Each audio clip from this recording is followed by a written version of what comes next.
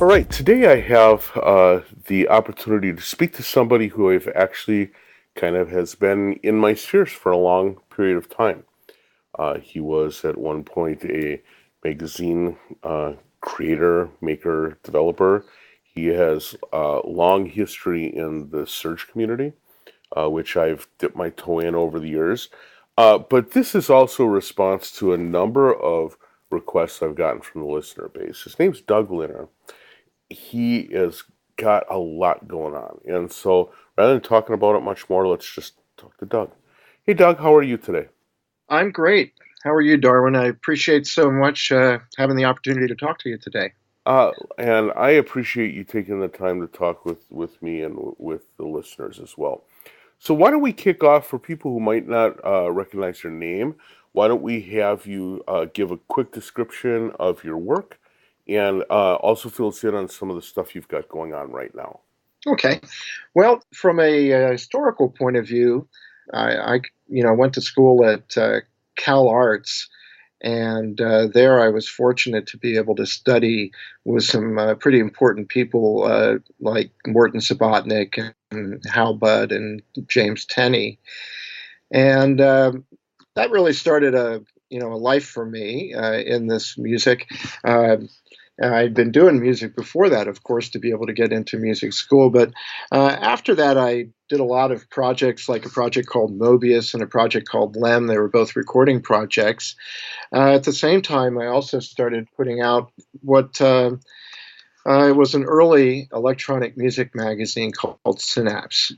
And that was a really important thing for me because not only was I in the center of this burgeoning electronic music concept from a musical point of view in LA, but with the magazine, I was there really connecting internationally. And so that was kind of like the big thing for me that really got me going in my career.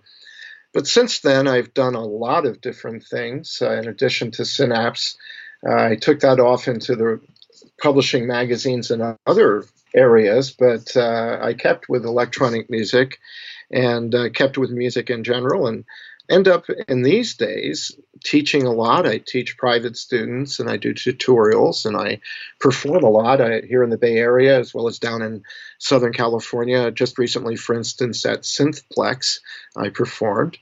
I also have a weekly radio show here in the Bay Area that comes off of the Stanford campus on their FM station.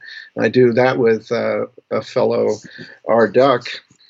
And then, of course, I also release recordings, and I have a new one out, which is what I've been doing very recently. It's called Modular Tonal Ism, and it's not only the name of an album, but the name of an approach that I'm to music right now. Wow, that sounds amazing, and it sounds almost overwhelming. It seems hard to imagine having enough hours in a week to be able to pull all that kind of stuff together. You said the weekly radio show is live performances? Yes, as I mentioned, I do it with a partner whose stage name is R. Duck, Mm-hmm. and he plays heavily processed guitar. And I play modular, of course, and we go on every week, and it's an hour long show, and we'll open up with some recorded music while we get our stuff set up in the control room, and then we'll play, and then we'll tear it down for the next show with a little bit more recorded music at the end. But our favorite thing to do with it is to have guests on. For instance, last week we had as a guest Quincus Morera. He's from Mexico City. I don't know if you're aware of him. He also does a lot of video stuff as the DIY synth guy. Oh, okay. And anyway, we had him on, and we've had many people on over the period of the show, which has been going on for just short of a year now. And so guests are a special joy for us. And by the way, when they are on, of course, we give them the opportunity to play a solo set, and then the three of us play together. So there's always that improvisational angle going on where we're exploring together with new people all the time. That's very interesting. It's amazing you say that. I just literally got done with a performance that was a similar kind of thing. I did a solo set and then I did a trio set with people. It was all improv as well.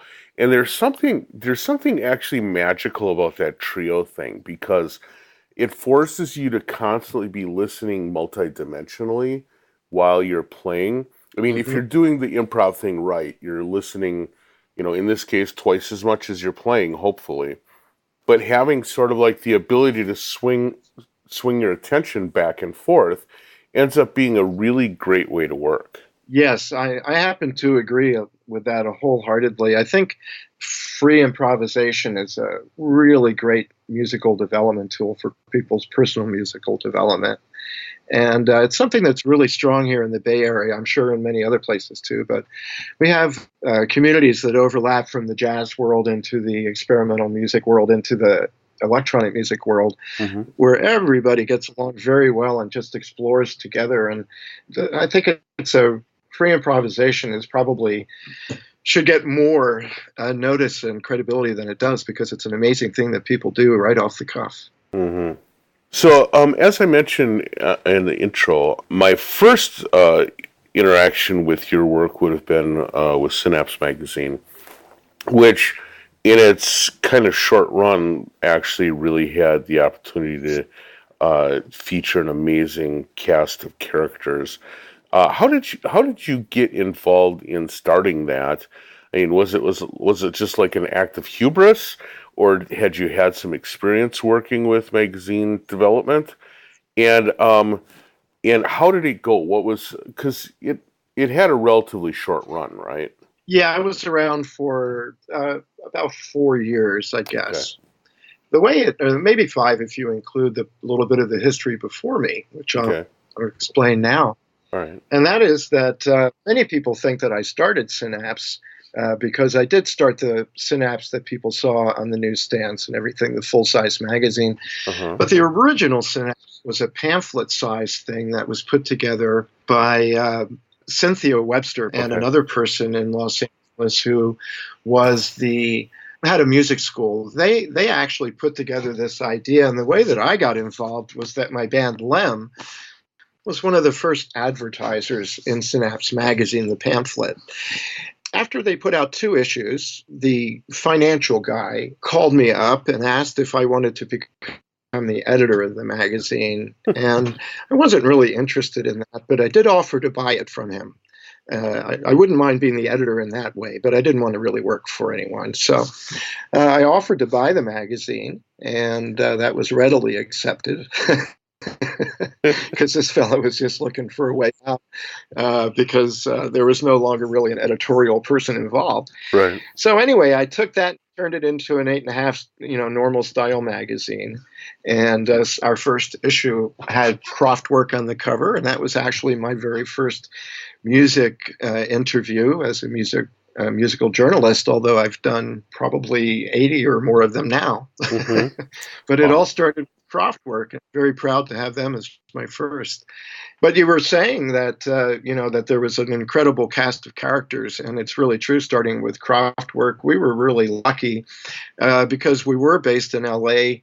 We had access to all the music labels and groups coming through town, and we had much greater access than most people would have had at that time. Plus, we had good ringers all over the place, like in New York and so forth. So we were able to really pull together all of the best people in the medium and a lot of people that are still around and still doing important things, which is kind of cool. The whole idea that Synapse is still an issue is charming and remarkable to me.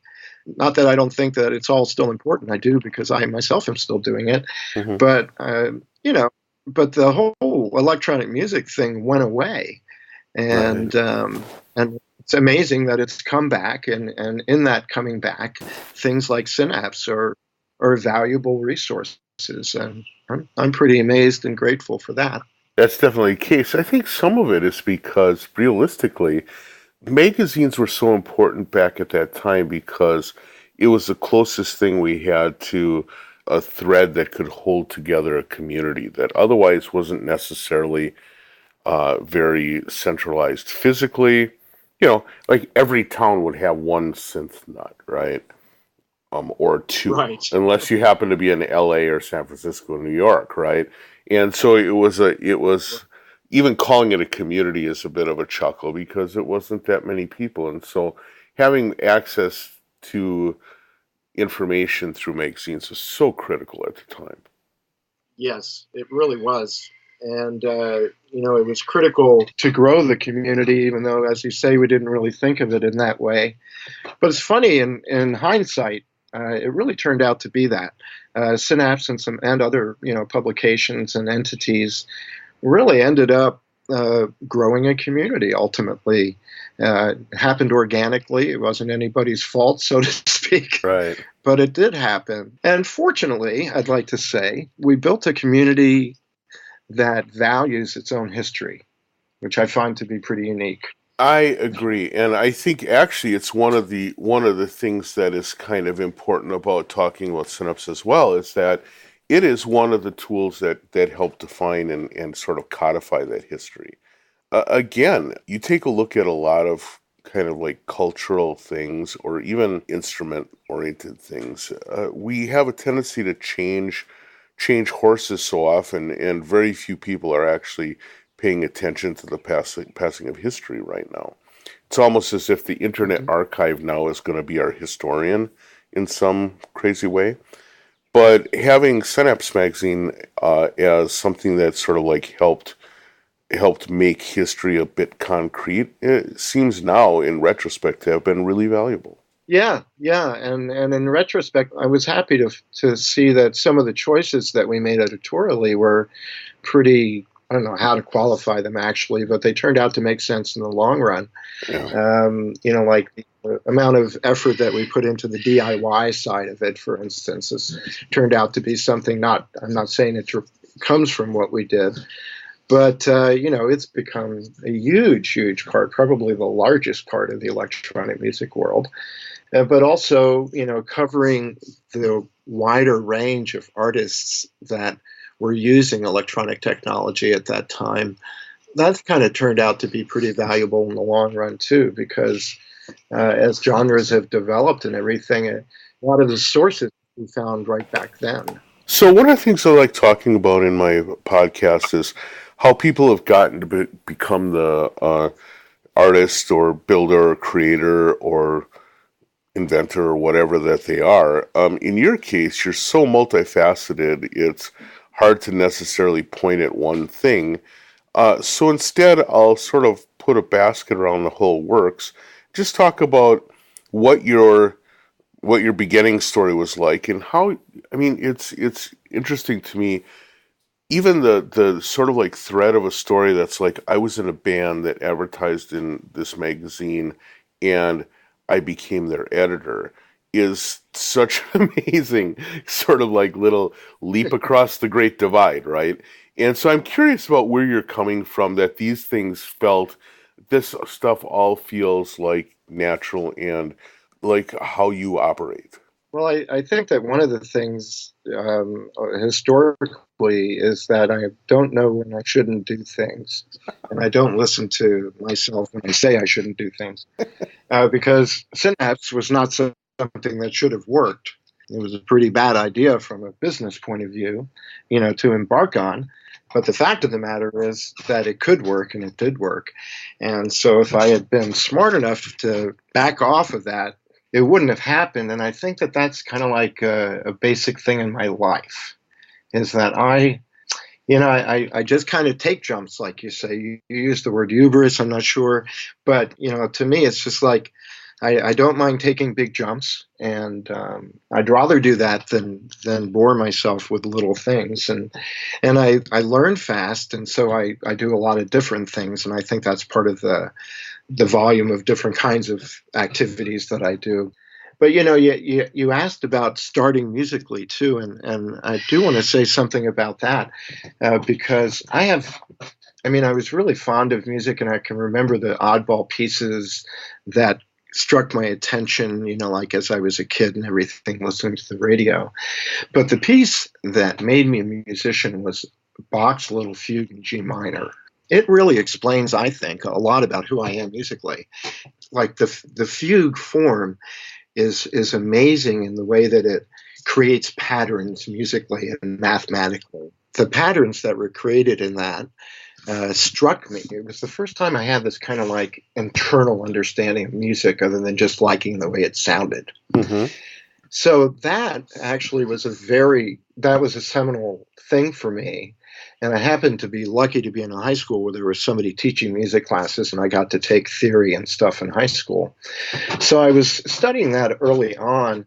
And even though you don't hear too much about music theory in the modular synth world, what I've been doing recently with this record I just put out called Modular Tonal Ism is I've been taking some of these elements, like from Bach and that inspiration, and using it with modular synthesizers in order to create a little bit of a different twist on how to be tonal without being, using traditional controllers and all of that. Right. So Bach turned out to be something that stuck with me for a long time, and I learned back at that time. This was an influence in high school. And I don't know why I don't shy away from doing things, but it's because I'm a very shy person, but I did learn how to get over that. And I just go do stuff.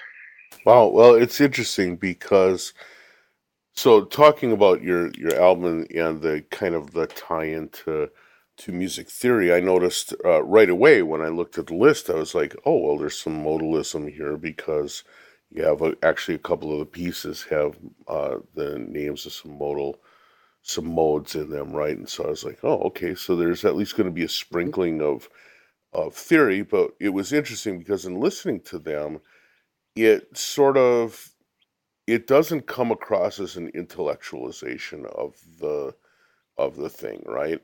It's more like you listen to it and it really does feel like the joyful exuberance of a modular system, and it's only if you reflect back on the name that you realize, oh yeah, that had this musical form as well. It's kind of interesting the way that you pull that off. Yeah, I think it's a fun thing. Where it kind of came from for me, I mean, in a broader sense, was I loved world music and I studied Indian music some when I was at CalArts, and so I was into ragas and all the scales and everything. But mostly at that time, I was doing music that was very much just noise oriented, and I still do that to this moment. But there was always this thread in me which, enjoyed drones that were sonorous and tonal. And I just started to want to hear a little bit more of that in my own music. But I wasn't too much into doing drones. But what happened was that I had my instrument upgraded by a fellow good friend of mine, Kevin Brahaney Fortune. And in that particular upgrade of my original Serge system, we spent a lot of time working on the sequencer and giving it a lot more performance capabilities. And when that happened, I started, of course, using it more in my performances, and I started developing this idea of music, which I now call modular tonalism. And the idea is based around having a pitch library. And the pitch library is based on a scale. So every piece, for instance, on the modular tonalism release is based on a scale. It might be a mode, or it might be another type of scale. It might be a 3-note scale or an 8-note scale, but it's a constant throughout. Now, the pitch library itself, which is what you're hearing exploited in the pieces, is not necessarily that scale in its normal scalar ascending or descending form. The pitch library reorders. And so that pitch library is running on a sequencer at an immensely fast speed. And in my music, you almost never, ever hear that original sequencer. But what you do hear are samples that are coming from it through a sample and hold network. And so all of the pitches are all from that original pitch library. And then you're hearing it also being exploited through some sort of a trigger network, which may be all, aligned by some sort of a clock, or they may be running freely in the case of other pieces where they're doing like a phase thing. And so it's these interactions of the clock speeds and of the rhythmic relationships and the tonal relationships exploit the pitch library. And the beauty of all that to me is that every bit of music that's ever been heard is in those scales and pitch libraries. According to the way that I'm defining a scale, just for the moment, There's 1,495, I believe it is, scales at play that we could use. I don't know, I can't remember how many pieces were on that record, but I think there were 12 or something, so I used maybe a dozen of them. It leaves an incredible amount of territory to exploit and discover. So the whole idea of modular tonalism is to discover what's involved inherently in all of those scales and arrangements of them, but exploiting it not through a top-down concept where you make a song and then you play a solo over it and sing words, but instead it's looking at the process itself, more like a typical West Coast minimalism, concept like Terry Riley or Steve Reich. We're starting with Spartan compositional materials, in this case, the scale and the pitch library. And you're exploiting and exposing all the intricate things that happen in that simple world. And so that's what modular tonalism is about. Well, that explains a lot, because one of the things I was going to ask about actually the music that I heard was this sense that, kind of a common thing you hear from modular software composers or whatever is a thing that we all love to do, which is sort of like putting a clock into a sample and hold of a random thing, and then having that just sort of like burp out interesting melodies, and maybe run it through a quantizer so it sits in a scale or whatever. What I heard you doing was similar but different, because it clearly had some of this sense of there being a central organizing system, but it seemed to be more phrase-like than I would normally think of in that typical mechanism. And I can see it's because you're doing sort of the note organization at the bottom and then kind of like skipping across it at the top level. It's really an interesting way to imagine working with that. Yeah, I find it really interesting personally. It's been amusing me pretty good for some years now, because the relationships that we can expose are insanely infinite, and especially when you consider the fact that I've been doing this for some while and I haven't played with most of the scales. Right. So I find it really personally interesting that at one moment it can sound like a piece of Bach, and at the next moment it can sound like a Peruvian Andes pipe tune. And the reason for that is because that's all in there. People do the top-down thing to pick something out of it and expose it and make a song of it. But this is more fundamental in a musical approach. It's really trying to appreciate the fundamental materials more than the elective things that we choose to do with it to put them into genres. Right, I like that. So what did you actually do to the sequencer to sort of activate or make this kind of approach viable? First of all, the Serge system, for anyone out there who's not familiar with it, is a purely patch chord-oriented system. And that's a wonderful thing. That's where you can really get a lot of unique things done. However, there are certain conventions, even in a system like that come up. And one of them was that on a Serge, the sequencer is a gate-out sequencer, and the programmer, which is the part with the knobs on it, is a separate item. And every one of those had to be connected by a wire. So we back-wired it and took all of those off the front. And so that made it a lot easier to get to and to perform with. We also made it possible to skip from one row to the next. So it's an 8-stage sequencer with 3 rows. But we have it organized so it's doing what we call skip a row, and that allows it to be, a 16 or a 24 sequence. We also did things like we put a dial on it that you point to the time on the clock dial that you want the sequencer to reset to. So like if you wanted to go through 2 stages of the 8, you point it to 2. So these are all things that happen very quickly in performance.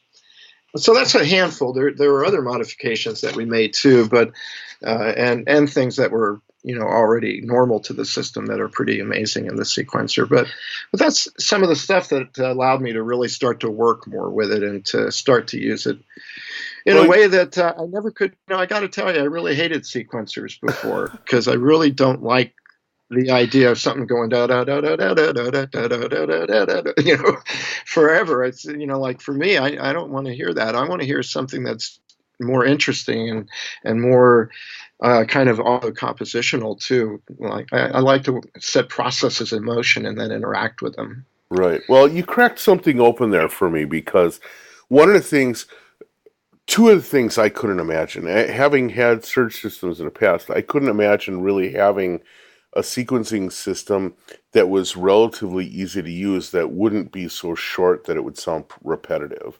And so I could see where like having the skip a step thing allows you to sort of expand the palette. But secondly, you talk about performing. And to me, one of the big hamstrings of a typical analog sequencer is the sort of like amount of setup time it takes to move from one sequence to the next. And so what you end up tending to do is sort of like reusing the same sequence over and over again until everybody in the place is sick of hearing it, right?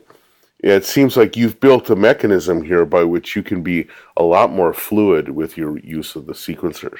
Well, it is true in a just in a general performance sense, I can get a lot more out of it because the sample and hold networks that I use to get the tonal material away from the pitch library, is creating just tons and tons of different melodic patterns.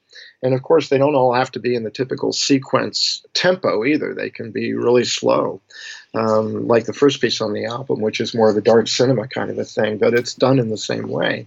So one of the things that I find so cool about it, as I said, all of the songs that have ever been written are in there. It's really a variable thing. It's not genre restrictive. And that's something that I really like. I really like the idea that sound lives its own life. I love to play blues. I'm a blues guitarist and a rock guitarist, and that's one expression of music. But to me, it's not the ultimate expression of music. The ultimate expression of music is when you explore what's inside of it as opposed to, the pop slathering on. Right, right. I would imagine that there was a lot of influences in that area, having studied at CalArts, and especially, when you talk about having Subotnick and Harold Budd and some of these other people in the room. I mean, that had to be hugely influential in terms of forcing you to confront having a large sonic palette available to you, right? Yeah, and when you bring up a large sonic palette and you bring up Mort Subotnick, you reach an important juncture there because one of the most important things that I learned was from Mort, who is a really good composition teacher, and now that I teach composition, I really try to pass a few of the gems that I got from him along. One of those gems is that he was instructive to not be a shoppingless composer, he called it. And what he meant by being a shoppingless composer is that although you may know 100 different compositional techniques and games that you may play, you don't want to use them all at one time. And instead, limitations are your friend. And that's one of the things that resonates to me about the whole modular tonalism thing is the use of minimalism, because limits are your friend. So, I was lucky to learn from people like that and more. I studied with one of the major synthesizer people on the planet. However, we almost never even looked at or touched a synthesizer in the 2 years I studied with him. And I think that says something really important, and that is that really when we're talking about composition, it's not so much about the instrument that we're playing, it's about the concepts that we have. And one of the things that using minimal compositional material serves is an understanding that those limitations actually are allowing you to do more and keep it something that people can stay with. Like, I think the thing with the modular tonalism is, even though you may not understand how the pitch libraries exactly are working, our ears work well with pitches. And so, it's easier for people to start to grasp some of those complex concepts when something that they understand is involved. I think that those limitations, that was something I learned from Mort, and But all of those people were amazing to study with, and especially at that time, there was so much discovery going on.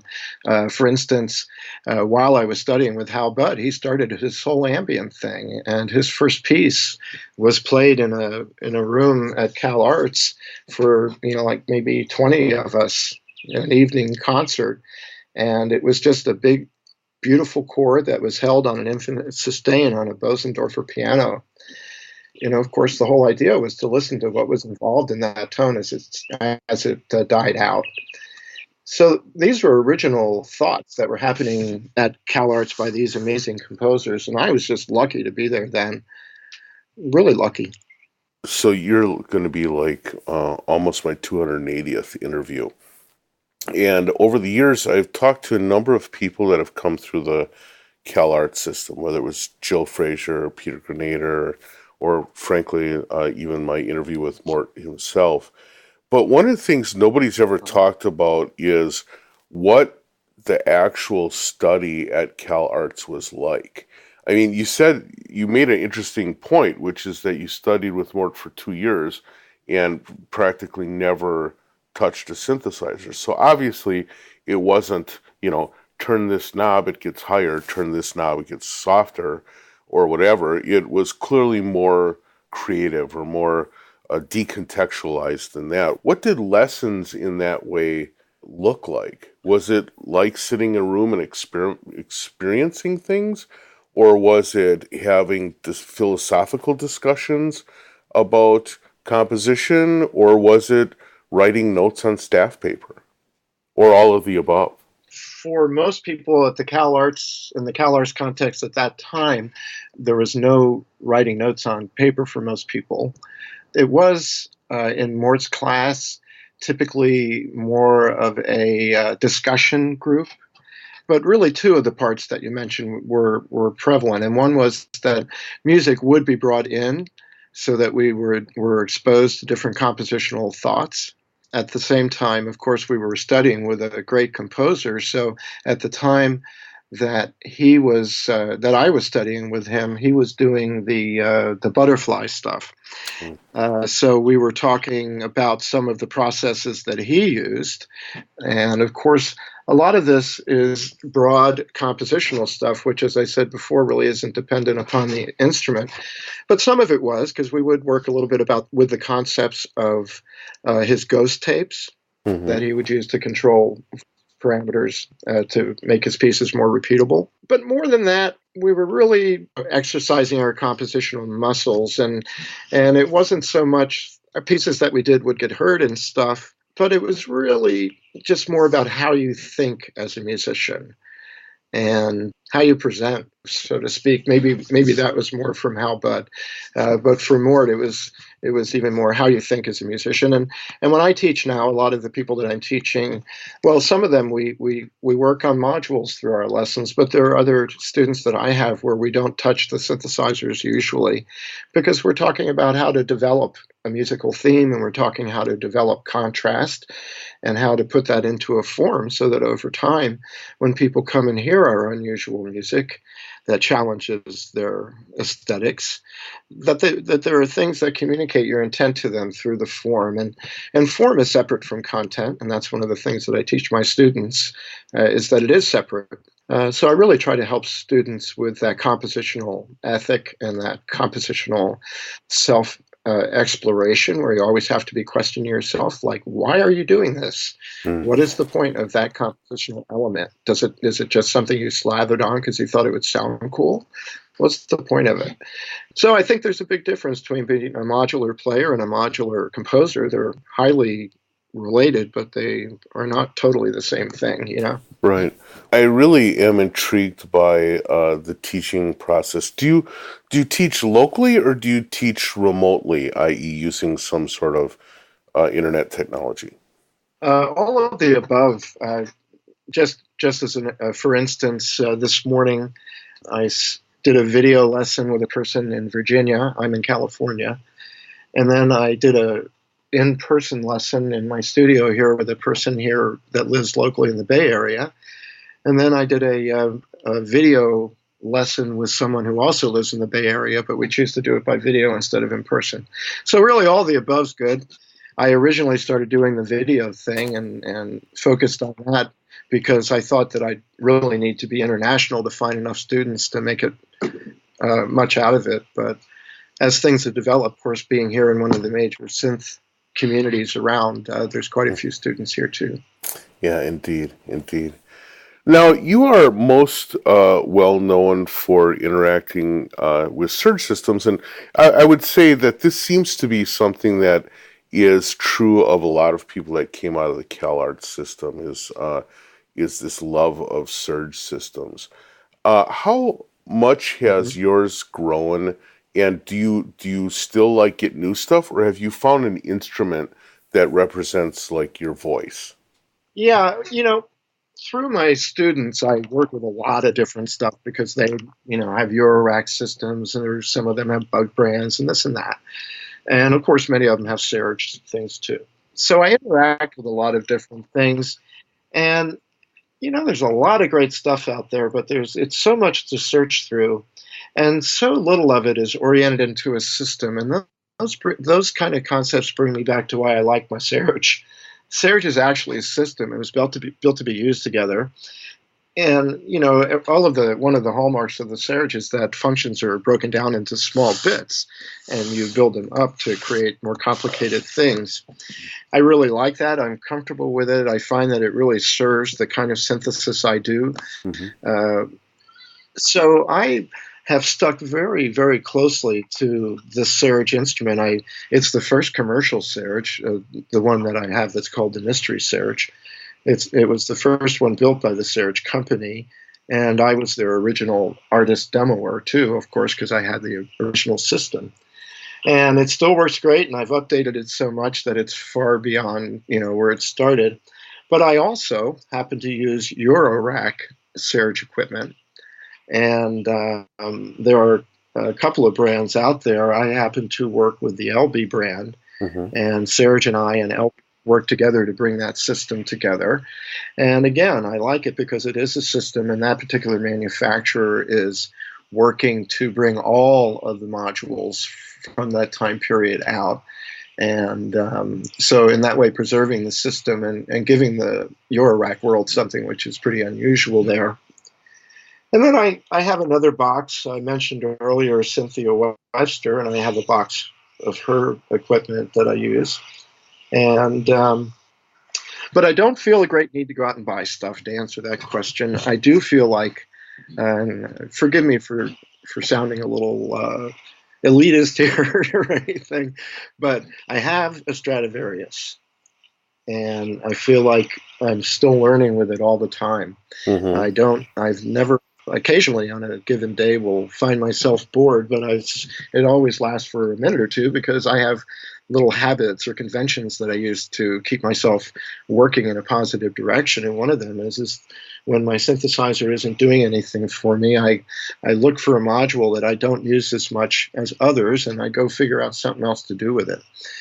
Just to keep myself exploring. That's just one of my little techniques to prod myself along.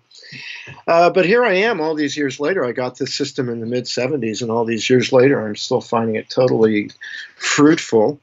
And I don't see a whole lot of reason to chase other stuff down. I don't know how you feel about that, but I realize that I'm in a unique position, and that is that I was around when there weren't that many choices. I made one; it turned out to be a good one, and I've been able to develop it through my career. But if I was coming out right now as a new synthesis faced with the circumstances, I would just be flabbergasted with all the choices that need to be made, especially when you have so little experience to make, to base those decisions on. Right. And I think I would probably end up having to cycle through a lot of stuff before finding things that work for me. So I'm certainly understanding of the people who buy a lot of equipment while they're searching for what works for them. I'm less understanding of the people that buy a lot of equipment because a lot of equipment just came out. Right. Yeah. I know for myself, it's one of the troubling things is I started off my first semi modular was ARP 2600. My first actual modular was nice Aries system followed by a Serge system, a fairly like a 6 panel Serge system. And I think I'm still searching for the feeling I had with that, which was the systemic nature of it. The problem was that the unit I had some needed some repair work, and the result of that was kind of getting ripped off and getting repair work done, and not having a great feeling about that interaction. But now with I've got a small Eurorack system, and what I'm finding is that I'm trying to optimize things, and so I buy and sell items to optimize my experience with things, but I know what the thing is now. So I've been working on this for a while, and it seems like I've just gotten to know what it is that I want in the box. And now I'm like tweaking and optimizing the bits and pieces that are at. So it's like I know I want a complex oscillator. Which one really works for me? I know that I want this kind of envelope. Which one really works for me? And that effort it's a little frustrating, but at the same time, it's you learn a lot about yourself and your own preferences by having to go through that process. Yeah, it can be a really fruitful thing to do. And I think also for some people, it's kind of a barrier to being very fruitful because, if you come to this with a really strong compositional concept of what you want to do, then coming up with what you need to do it with and what the best workflow is, etc., it may be a difficult road to hoe, but it's not one that you don't have some real definitive concepts to, to Hmm. work around. On the other hand, people who come to it, like more from who have less of a strong compositional concept coming into it, they're going to have to kind of come across what motivates them as opposed to having it at the start.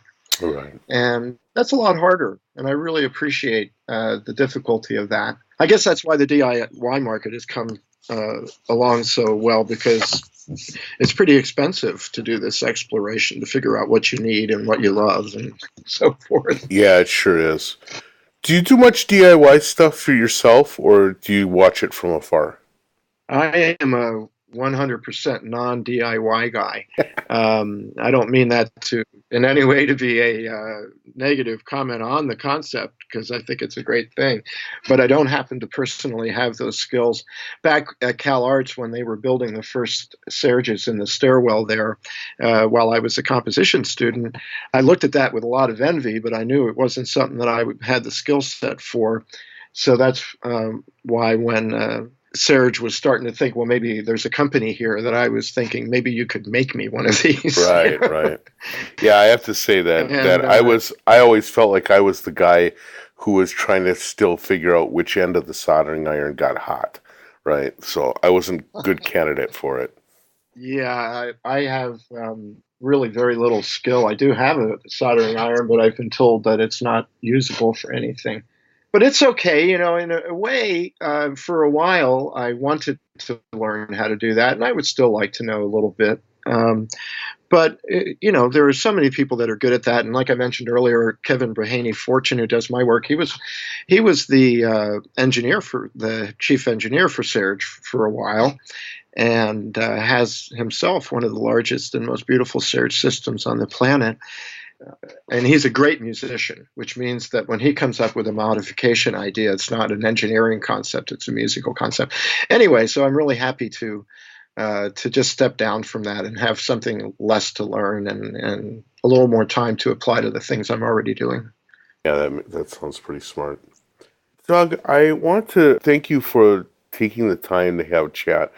But before I go, I have to ask you about something that I happened across when I was researching you. The good people at Google pointed me to some performances that you had recorded. It was you like playing along. If I was getting it right, it was you playing along with somebody else's video at a in a performance at Synesthesia.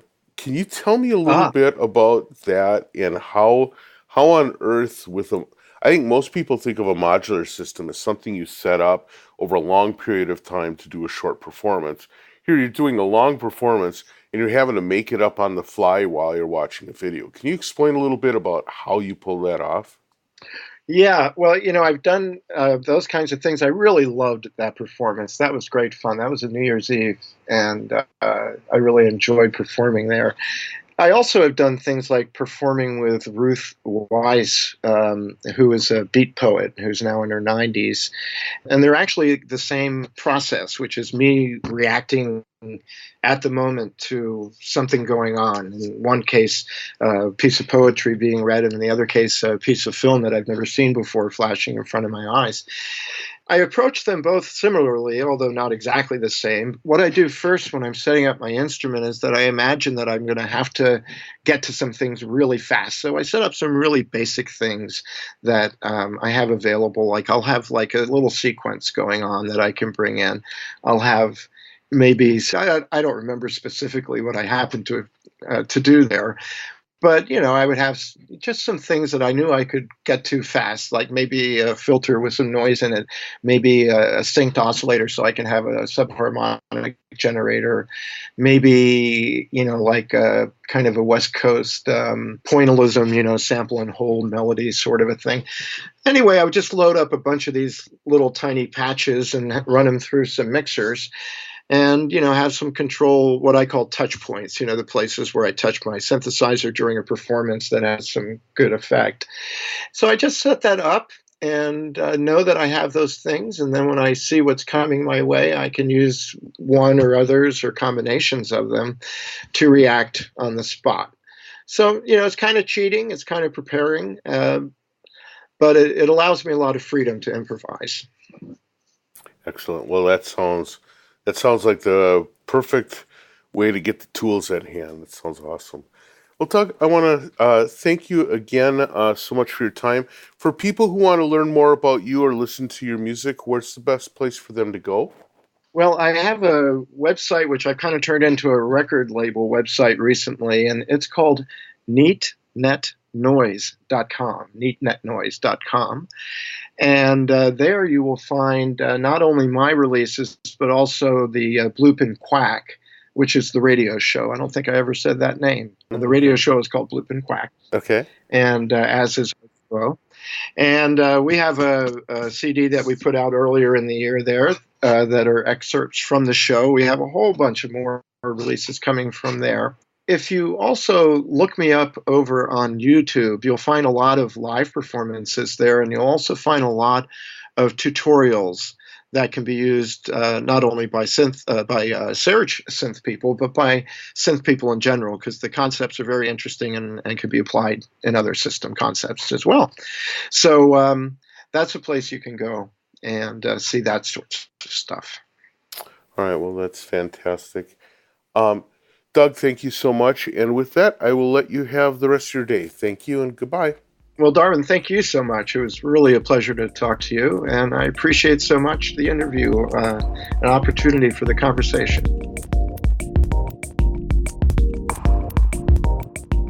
So, many thanks to Doug for his interview. It was really interesting to get to know him a little more, learn about a number of the different things that he's into. I want to thank you, the listeners, for showing up every week and continuing to follow up.